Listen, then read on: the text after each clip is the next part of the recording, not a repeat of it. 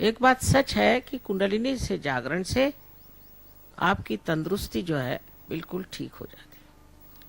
अधिकतर लोगों की ठीक हो जाती है। अब बिल्कुल ही मरने को हुए तो भगवान कहता कि इस बार मरने दो, फिर जिनको फिर जन्म ले लेंगे, कोई बात नहीं।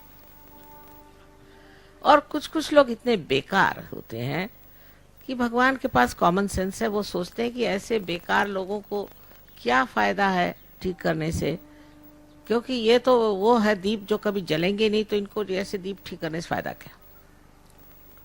लेकिन अधिकतर लोग हर तरह की बीमारी से ठीक हो जाते हैं। बड़े आश्चर्य की बात है, हर तरह की बीमारी, यानी कैंसर बहुत लोगों का ठीक हुआ है, और ऐसी हालत में ठीक हुआ है कि डॉक्टरों ने सर्टिफिकेट दे दिया कि 8 दिन में मर जाएंगे। कभी कभी डॉक्टर यही सब कहते रहते, उनकी भी अपनी मर्यादाएं हैं कि भाई तेरे को सर्टिफिकेट दे देते 8 दिन में तू मर जाएगा, तुझे जो कुछ करना है वो कर ले। अब वो जिंदा बैठे हैं 8-8, 9-9 साल बाद भी। ये कैसे हुआ? आप कहेंगे कि ये सब कैसे हुआ? ये समझने की बात है कि ये कैसे हुआ। तो चक्रों पर हमारा शारीरिक, मानसिक, बौद्धिक सारा अस्तित्व ही चक्रों पर है। वही हमारे मूलतः शक्तिदायक है। अब अगर आपके एक चक्र खूब काम कर रहे हैं तो इस प्रकार वो काम करते हैं। डॉक्टर साहब ने आपसे समझाया सिंपैथेटिक नर्वस सिस्टम खूब काम करेगी। करते करते करते करते इस्तेमाल करते हुए ये इसमें संकीर्णता आ गई। चक्र में संकीर्णता आते ही साथ धीरे धीरे धीरे धीरे क्या हो जाएगा, या तो इसकी शक्ति खत्म हो जाएगी और या तो टूट जाएंगे। टूटते साथ आपका संबंध जो आपके संपूर्णता से है, माने आपके मस्तिष्क से है, वो टूट गया। फिर हो गए आप अलग, एक हो गए, एकाकी हो गए, जिसे कहते हैं मैलिग्नेंट। कैंसर आपके अंदर हो गया। अब कुंडलिनी क्या करती है, जैसे कोई धागा हम मोती में पुरोते हैं, उसी तरह से धीरे धीरे वो हर एक चक्र में लेफ्ट राइट दोनों में से गुजरते हुए और सीधे यहां से निकल आते। उससे वो चक्र जो है वो फिर से प्लावित हो जाते हैं, नरिश हो जाते हैं। प्लावित होने के बाद में उनके अंदर शक्ति आ जाती है।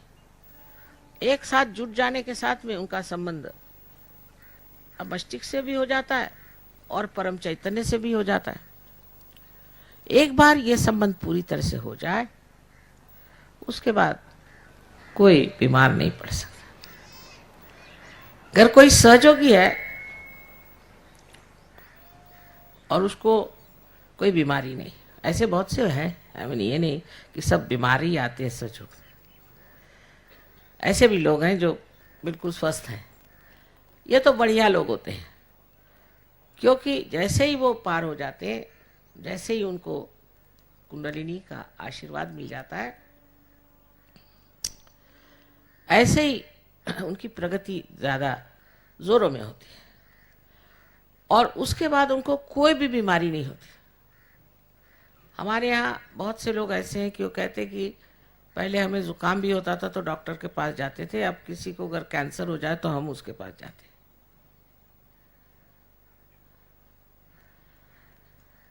सो आप ही डॉक्टर बन जाते हैं। आप डॉक्टर बन जाते हैं, खुद आप अपनी बीमारी समझते हैं। क्योंकि जब कुंडलिनी इसको भेजती है तो आपको महसूस हुआ था ना उस दिन भी ठंडी ठंडी हवा। और ये सारे 5, 6 और 7 चक्र हैं, ये भी 5, 6 और 7 चक्र। इन चक्रों पे आप जानते हैं कि आपका कौन सा चक्र खराब है, और फिर आप दूसरों का जानना चाहे तो उसका भी जान सकते हैं उसका कौन सा चक्र खराब। अगर आप समझ लें कि किस तरह से इस चक्र को ठीक करना है, हो गया। आप अपने भी चक्र ठीक करिए और दूसरों को भी ठीक करिए। इससे पहले तो आपको अपने चक्र महसूस ही नहीं होते थे, अब आपको अपने चक्र महसूस होंगे। और इसी को हम कहते हैं कि अपना ज्ञान, स्वयं का ज्ञान। अपना ज्ञान जब आ गया, स्वयं का ज्ञान आ गया, अपने चक्रों के बारे में आपने सब कुछ जान लिया, तब फिर आप अपनी तंदुरुस्ती अच्छी रख सकते हैं। दूसरे किसी के चक्रों को आपने अगर जान लिया तो आप दूसरों की भी तंदुरुस्ती अच्छी रख सकते हैं। और आप बात सिर्फ चक्रों की करते हैं, आपकी भाषा चक्रों की होती है। आप ये नहीं कहते कि ये मुसलमान है कि हिंदू है कि ईसाई, ये नहीं कहते। आप ये नहीं कहते कि ये अंग्रेज है कि हिंदुस्तानी है कि और कोई, ये नहीं कहते। आप ये नहीं कहते कि इसके बाल सफ़ेद है कि काले है, इसने सूट पहना है कि कुर्ता पैजामा पहना है, ये नहीं कहते आप। ये सब बाह्य के आडंबर है।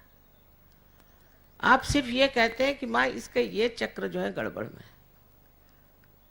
आप सिर्फ चक्रों की बात करते हैं, कौन सा चक्र खराब है उसकी आप बात करते हैं, उसी तरफ आपका चित्त जाता है और उस चक्र को कैसे करना वो आप सीख लीजिए, हो गया काम खत्म। अब परमात्मा को पैसा वैसा समझ में नहीं आता। ये बैंक और पैसा सरदर्द जो है मनुष्य ने बनाया, इसका संबंध भगवान से है ये नहीं। कैसे हो सकता है बताइए? अजीब सी ये संस्थाएं हैं, कुछ समझ में नहीं आती मेरे भी। बहरहाल, तो इसके लिए आप पैसा ऐसा नहीं दे सकते। ये तो जीवंत क्रिया है। आप अपने पेट को कितना पैसा देते हैं कि वो पचन करते हैं आपके खाने को, या इस हाथ को कितना आप रुपया देते हैं जो आपका सारा काम करते हैं।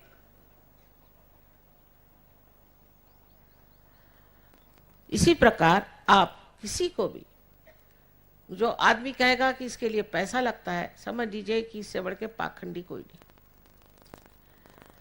एक तो भगवान का काम करते हैं और ऊपर से पैसा लेते हैं। ये भगवान का काम नहीं कर सकते, क्योंकि भगवान को तो पैसा ही नहीं समझ में आता। अपने दिमाग से ये बात निकाल दीजिए कि आप भगवान के नाम पर पैसा दे सकते। हाँ ठीक है, ये मंडप बनाया उसका पैसा दो, ठीक है, आप एरोप्लेन से आए उसका पैसा दो, ये सब भौतिक चीज़ों का आप पैसा दे सकते हैं, लेकिन परमात्मा के कार्य का आप पैसा नहीं दे सकते। तो ये जो आपके अंदर आंतरिकता से एक चीज़ आ जाती है जिसे हम कहते हैं सामूहिक चेतना, माने दूसरों के प्रति चेतित होते हैं। आपको महसूस होता है इनका ये चक्र पकड़ा है। अब आप देखो ना, ताव एकदम अंदर से ऐसी अनुकंपा आएगी, चल भाई इसको ठीक कर। वो 2-4 सहयोगियों को फोन करके सब लग जाएंगे उसके पीछे में। अरे भाई कुछ तुमने अपना रक्षण किया है, कुछ अपनी और नजर करी कि चल गए। इतनी अनुकंपा बहती है लोगों की कि कुछ पूछे। मुझे फोन पे फोन करेंगे कि माँ फलाना बड़ा बीमार है।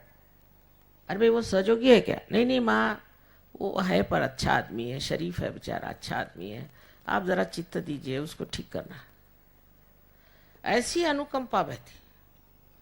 अनुकंपा में लड़ाई झगड़े का क्या सवाल उठता है? अभी मैं मदार पे गई थी, निजामुद्दीन साहब के, वो भी अवलिया थे बहुत बड़े और हम मानते हैं उनको बहुत है, हम सबको मानते हैं। गुरु नानक की भी हम पूजा करते हैं, मोहम्मद साहब की भी हम पूजा करते हैं, दोनों एक ही चीज़ है, आप समझे या ना समझे। बेकार में लड़ाई झगड़ा कर रहे हो, असल में सब एक ही है। बहरहाल वहां भी मुझे आश्चर्य क्यों, वहां भी राजकारण चल रहा है। अरे जिसके दरवाजे बैठे हो वहां राजकारण क्या कर रहे हो तुम? सहयोग में राजकारण नहीं चलता। ऐसे शुद्ध मन हो गए। जब तक मन शुद्ध नहीं हुआ तब तक क्या फायदा है धर्म कर्म करने से? कोई फायदा नहीं। एकदम शुद्ध मन हो गया और इस शुद्ध मन से सिवाय अनुकंपा के और कुछ नहीं बहता। सबके लिए दिल बहने लगता है, दिल इतना बड़ा हो जाता है, किसके लिए क्या करें, किसके लिए क्या करें। अब आप ये सोचें, यहाँ इतने अंग्रेज बैठे, ये अंग्रेज एक जमाने में इनके बाप दादे, ये तो नहीं, यहाँ राज करते थे, काफी दुष्टता करी ना। आज जब ये अंग्रेज आते हैं आपके बंबई में या दिल्ली के एयरपोर्ट पर, तो आपके जमीन को चूमते हैं, नमस्कार करते हैं, कहते ये योग भूमि है। ये इन्होंने जाना क्योंकि इनके पास वो सूक्ष्म ज्ञान है पहचानने का कि ये कौन है। अब पूछे कि ये निजामुद्दीन साहब वाकई में अवलिया थे कि नहीं, एक सवाल पूछिएगा, फौरन दन हाथ में वाइब्रेशन शुरू हो जाए। नानक साहब आदि गुरु थे कि नहीं, पूछिए, देखिए ऐसे हाथ करके पूछिए कोई सा भी सवाल। परमात्मा है कि नहीं, पूछिए। जो सच्ची बात होगी वो आपको वाइब्रेशन दोगी, झूठ बात होगी तो गर्मी देगी, और कुछ कुछ में तो थोड़ा सा ब्लिस्टरिंग भी हो जाएगा। तो एक तो आप में सामूहिक चेतना जागृत हो जाती, उसके कारण आपके अंदर जो अनुकंपा है वो बहने लग जाती। क्या करें क्या न करें, किसके लिए दौड़ें, किसके लिए करें, यही भावना आती। झगड़ा वगड़ा करने का समय कहाँ है, यहाँ तो सबको ठीक ही करने के पीछे लोग लगे हुए हैं।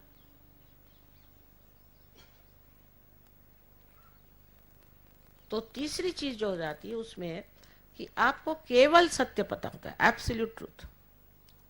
ये क्या होता है कि अब जैसे मैंने कहा, पता करिए, एक घर अभिलंदर आके सामने खड़ा है, कोई पहुंचे हुए लोग भी जेल से छूटने के बाद कुछ भी कपड़ा पहन के खड़े हो गए साधु बाबा, कुछ जादू मंत्र किया, कुछ ये वो किया, लोग हो गए बुद्धू उनके पीछे।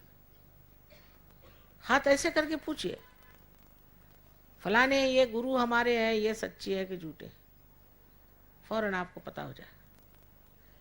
तब 10 बच्चों के आंख पर आकर पट्टी बांधे, और वो अगर 5 बच्चे हैं उनको बिठाइए और पूछिए कि बेटे इस आदमी को क्या तकलीफ है।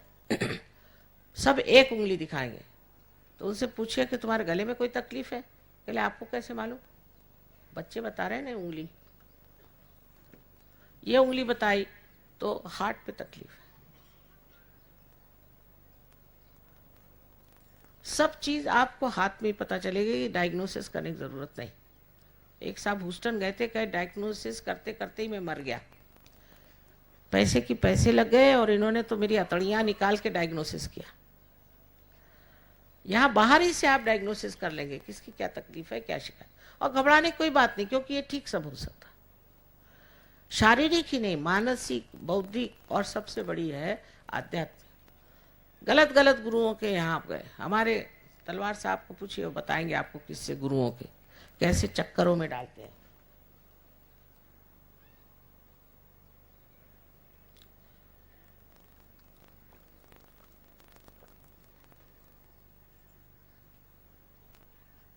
और इंसान बहकते ही रहता है। अब तो हमने उनको मान लिया। अबे क्यों माना? उन्होंने तुमको क्या दिया? हम तो माँ है, हम पूछेंगे बेटे तुम्हारे गुरु ने तुमको दिया क्या? क्यों माना तुमने उनको? कुछ तुमको दिया है, और तुमने जाना कैसे कि वो असली की नकली? रुपया पे रुपया चढ़ा रहे, रुपया पे रुपया चढ़ा रहे। कितना बताया, कितना समझाया, बहुत नाराज होते थे लोग मेरे साथ। अब ठिकाने पे आए। तो उस वक्त में आपको केवल सत्य पता होता है। आप आदमी को देख करके बता सकते कि कौन से गुरु से चला रहा है, क्योंकि हर एक गुरु ने एक एक चक्र पे कोई ना कोई काम किया होता है। आप फौरन बता सकते कि ये कौन से गुरु से चला रहा है। और ऐसे ये गुरु भागते हैं, और उनके शिष्य भी, क्योंकि सत्य को झेलना बहुत कठिन बात है इन लोगों के लिए। अब इसमें आप ही अपने गुरु हो जाते हैं। जो बड़े बड़े महान गुरुओं ने कार्य किए हैं, वो सबसे बड़ा एक है कि हमारे अंदर ऐसी शक्ति बसा दी है कि हम अपने गुरु हो सकते। इसका मतलब क्या कि आप अपने गुरु हो गए, माने आप खुद ही अपने को बताते हैं, भाई देख ये रास्ता ठीक नहीं, इधर मत चल, इधर चल। वो सत विवेक बुद्धि जो कहती, वो सत विवेक बुद्धि हो जाती, असत रह ही नहीं जाता। अपने आप ही आप छोड़ देते हैं। मैं किसी से कुछ नहीं कहती, मैं ये भी नहीं कहती शराब मत पियो, कुछ नहीं कहती, क्योंकि दिल्ली में ऐसा कहो तो आधे लोग उठ के चले जाएंगे। सब जाति के लोग शराब पीते हैं, हालांकि मना है, सब पीते हैं।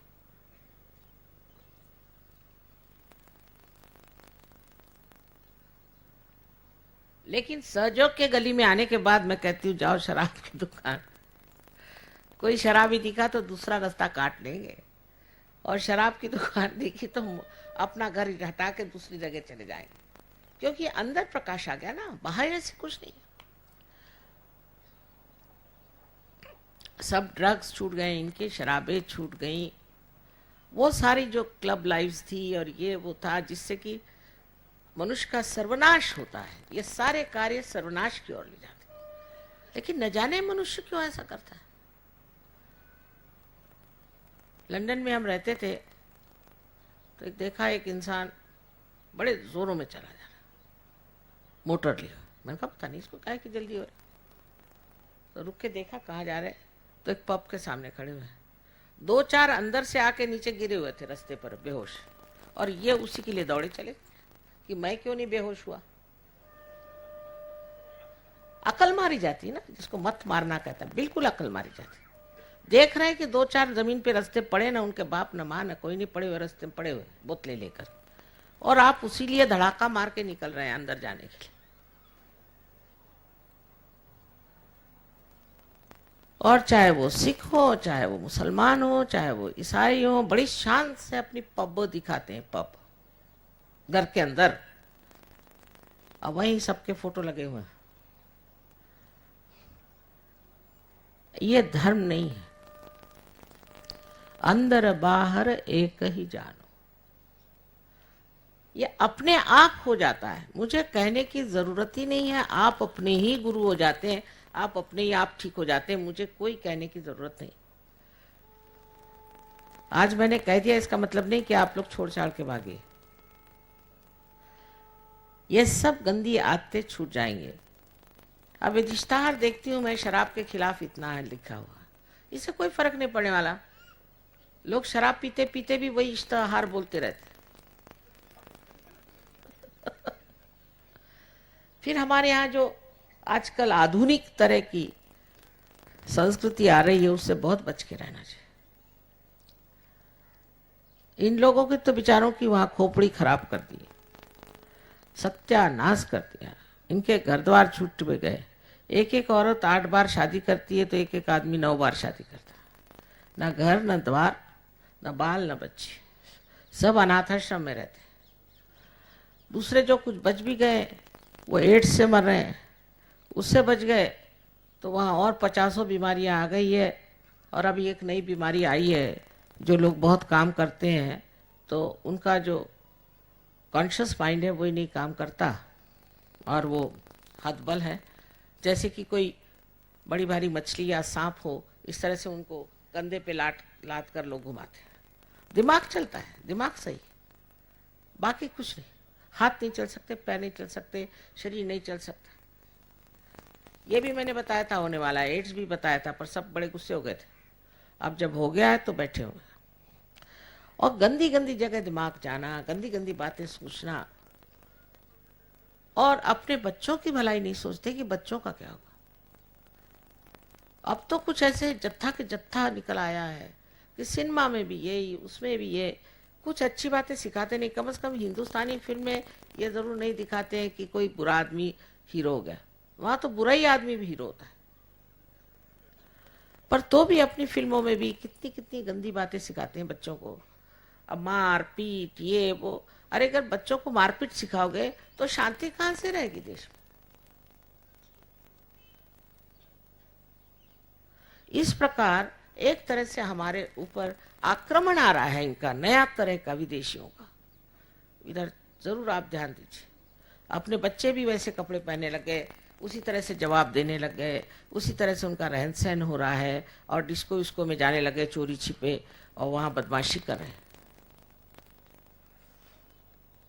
इस तरफ सतर्क होना पड़ेगा। जो बच्चे एक बार सहयोग में आ गए उधर मुड़ के भी नहीं देखते, उनको अच्छा ही नहीं लगता, उसका शौक ही नहीं चलता। आपके सामने ऐसे बहुत से बच्चे आएंगे, आप देखिएगा सहयोग में, आप खुश हो जाएंगे आपकी तबीयत। इन सब चीजों से अपने को बचाना है। अब बचाने के लिए एक ही मार्ग है कि हम ही अपने गुरु हो जाए।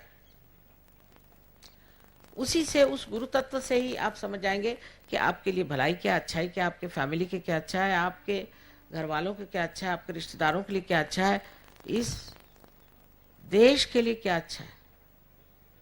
उसी और आप बढ़ेंगे।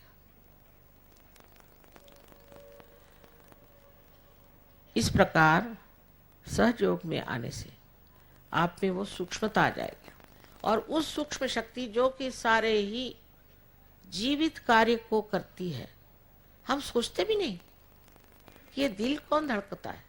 अनाहत कह दिया, अनाहत है, पर कौन अनाहत है, कौन है ये दिल को चलाने वाला, कौन है जिसने इंसान को बना दिया और किस लिए बनाया है, ये सारा कुछ मतलब आपको सहयोग में मिल जाता है। और जब आप जानते हैं कि आपके जीवन का अर्थ क्या है, क्यों आप इस संसार में आए, क्यों आपने मनुष्य रूप धारण किया, उस वक्त आप समझते हैं कि कितने आप गौरवशाली हैं और कितने विशेष हैं। आप समझ लीजिए कि अगर कोई आप देहात में एक टेलीविज़न ले जाइए, जिन्होंने कभी बिजली नहीं देखी या हो थोड़े बहुत अंदाज